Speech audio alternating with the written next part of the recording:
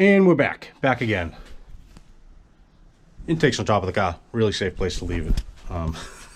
So, go over a few things from yesterday. I pulled the intake, and I was kind of putting this thing off. I didn't want to get into doing the gasket on this thing.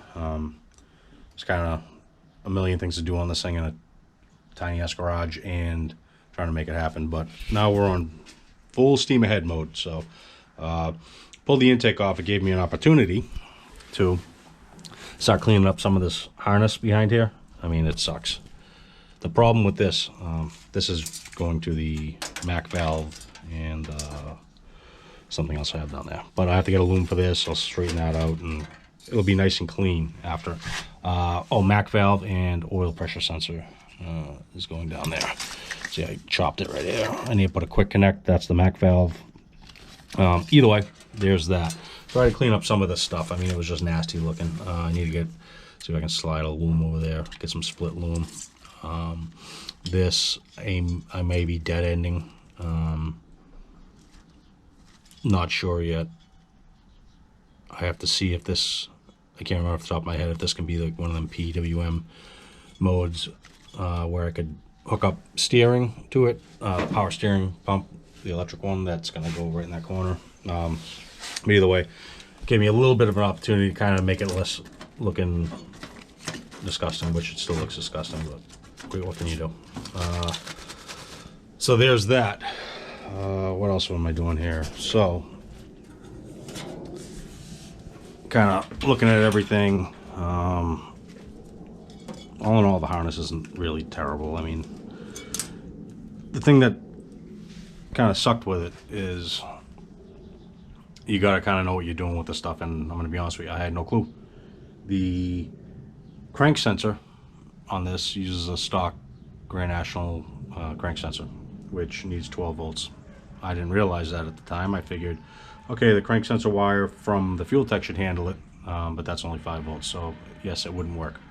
So that in turn made me have to run another wire while the motor was in the car, and that sucked. But little things like that come to bite me in the ass after. So if I was to make this harness now, I would have a much better idea of what was needed and what isn't.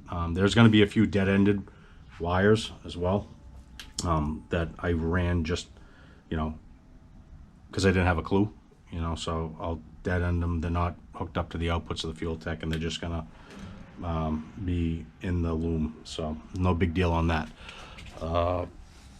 I think today what I'm going to do is I'm going to pop this valve cover off, roll the motor over, and check that one push rod that's a little loose. And also here's another little thing that came in. So these are resistors. I need one. I couldn't find just one single resistor online, and in my collection of whatever, good luck finding a resistor for 470 ohms. This is for the alternator. I think it's wire 3, 2. It's the third wire, I believe. So that goes in line, solder that to ignition power, and yeah, that is that. I'm also gonna rerun that the wire that was hanging. I don't know if you've seen in the video. It was pretty sunny, but pull that wire out, run it properly. I've got a nice bulkhead connector. I can just run the thing through, and that still needs to be addressed. So this right here for the headlights, this disaster, again, has to be cleaned up. This is the reason this fender's on and that's not. The harness for headlights, blinkers, everything else are going to be run through here. So this was just kind of test the theory. I got the electric fan hooked up, which is, I believe, this yellow wire here. Yellow wire, electric fan. So there are reasons for everything here. So maybe I'll put on another quick little time lapse, pull the rocker cover off, and show you what I found.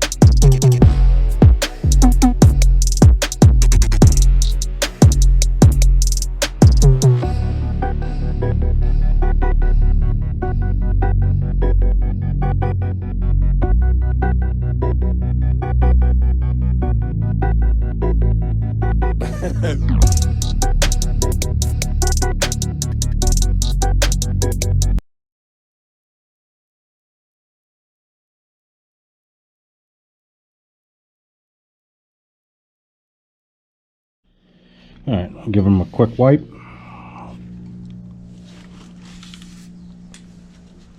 We're going to be doing an oil change on this anyways. Okay, time for reinstallation of said valve cover with gasket. I'm going to reuse it. That's how we're doing it around here today. Just make sure there's no blue tape hanging underneath it. So, there's that.